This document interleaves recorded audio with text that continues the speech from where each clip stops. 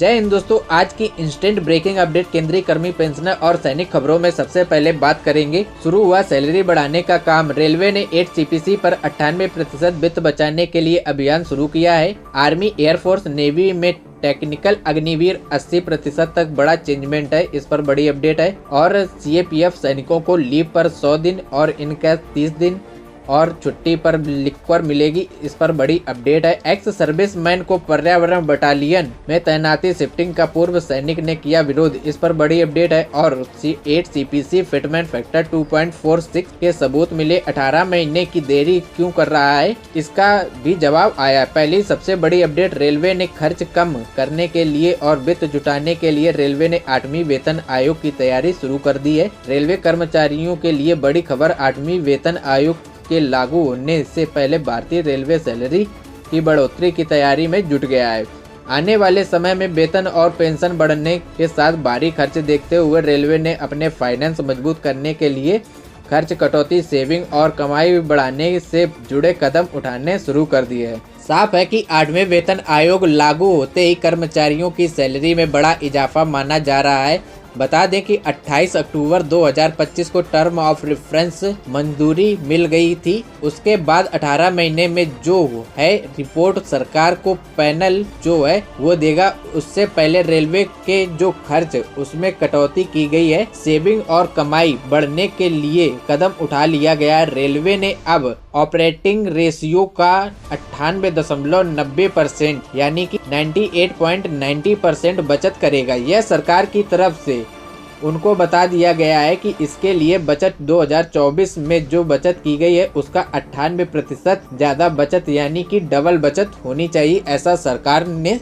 संकेत दिया है। वहीं दूसरी सबसे बड़ी खबर है कि जो तकनीक डिप्लोमा धारक है उनको अग्निवीरों को प्रायोरिटी दी जाएगी। सेना को चाहिए टेक्निकल जवान। बता दें सेना भर्ती में बड़ी अपडेट आई है। अग्नि योजना के कई नफा नुकसान, इसके लिए फायदे साफ नजर आ रहे हैं। जो युवा 10वीं पास ITI या इससे मिलते जुलते डिप्लोमा करके इस योजना में आवेदन करता है उन्हें नियुक्ति में प्राथमिकता मिल रही है। और सेना ने कहा है कि आर्मी में 40% जवान तकनीकी योग्यता की जरूरत है। वहीं एयरफोर्स और नेवी में 80% टेक्निकल जवानों की जरूरत है, जिसमें से जो डिप्लोमा होल्डर जो भर्ती होकर जवान आते हैं उनको प्राथमिकता दी जाएगी। और अब सेना के जवानों को टेक्निकल बनाना चाहती है, इसके लिए अग्निवीरों में शुरुआत कर दी गई है। एक दूसरी सबसे बड़ी खबर, CAPF रिटायर जवानों में लिक्वर मिलेगी, साथ में छुट्टी के लिए उन्होंने मांग की है।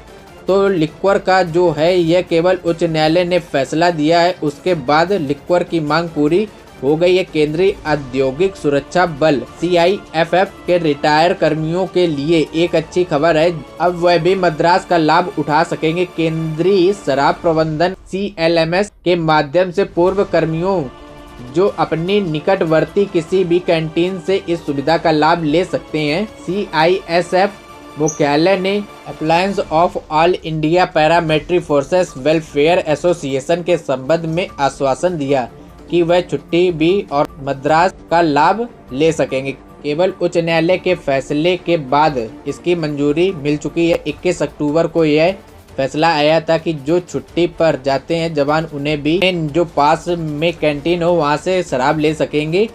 इसके लिए 21 अक्टूबर को यह फैसला आया था और उसके लिए CRPF ने इसकी मंजूरी भी दे दी है। जवानों की मांग है कि 30 दिन छुट्टी अतिरिक्त मिले, साथ में 30 दिन इन केस हो सके। इसके लिए 100 दिन की छुट्टी का जो प्रावधान है उसको जारी किया जाए और 100 दिन की छुट्टी मिलाकर यह प्रावधान के लिए मांग की गई है। और इसको याद भी दिलाया गया है कि महासचिव रणवीर सिंह ने केंद्रीय गृह मंत्री द्वारा जवानों को 100 दिन की छुट्टी देने के बाद वादे को जिक्र करते हुए कहा है कि दूसरी तरफ CIFF के जवानों को 30 दिन की छुट्टी मिलती है, उसे बढ़ाने की मांग की गई है। एक बड़ी खबर आई है कि पूर्व सैनिकों के लिए पूर्व सैनिक पर्यावरण बटालियन को शिफ्ट करने के विरोध में सड़कों पर उतरे हैं। बता दें कि पूर्व सैनिक पिथौरागढ़ जिले में पूर्व सैनिक संगठन के जिला अध्यक्ष मयूर भट्ट ने के नेतृत्व में कहा है कि रामलीला मैदान तक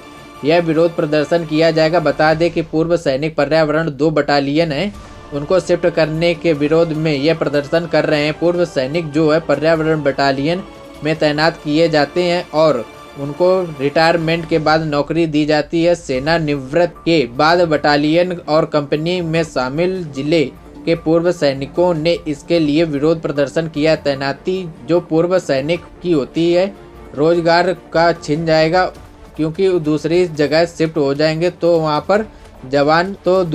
पर जवान आएंगे और उसमें भर्ती हो जाएंगे। इसका विरोध किया गया है। 8वें वेतन आयोग को लेकर एक बड़ी खबर आई है कि सैलरी में कितना इजाफा होगा, एरिया कितना मिलेगा और साथ में सरकार ने 8 पे कमीशन को 18 महीने का समय क्यों दिया है, इसकी भी जानकारी सामने आई है। ज़्यादातर सरकारी कर्मचारियों की चिंता है कि कंपनी की कितनी बढ़ोतरी होगी सैलरी और पेंशन में, उसकी सिफर कब से लागू होगी।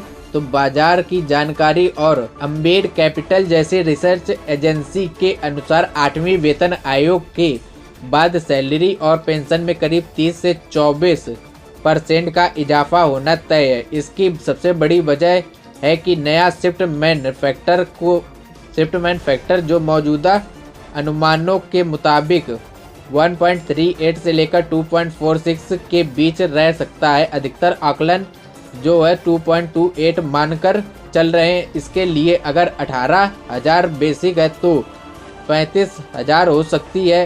पे लेवल अगर जो 1 कर्मचारी के लिए अगर 34% की बढ़ोतरी होती है तो उसमें 46,900 महीने जाएंगे, यानी कि लगभग 11,900 की सीधी बढ़ोतरी होगी।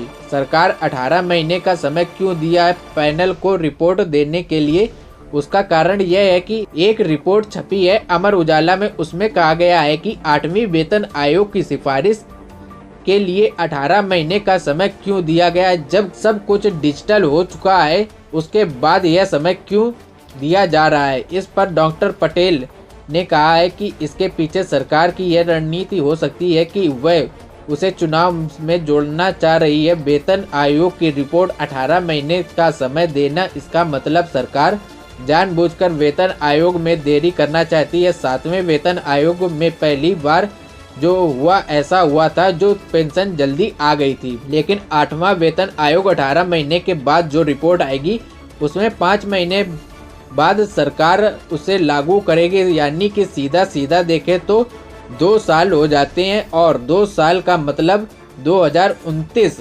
में जो चुनाव है उसका सरकार फायदा लेना चाहती। यह जानकारी अमर उजाला की तरफ से दी गई है। थैंक यू एवरीवन, जय हिंद।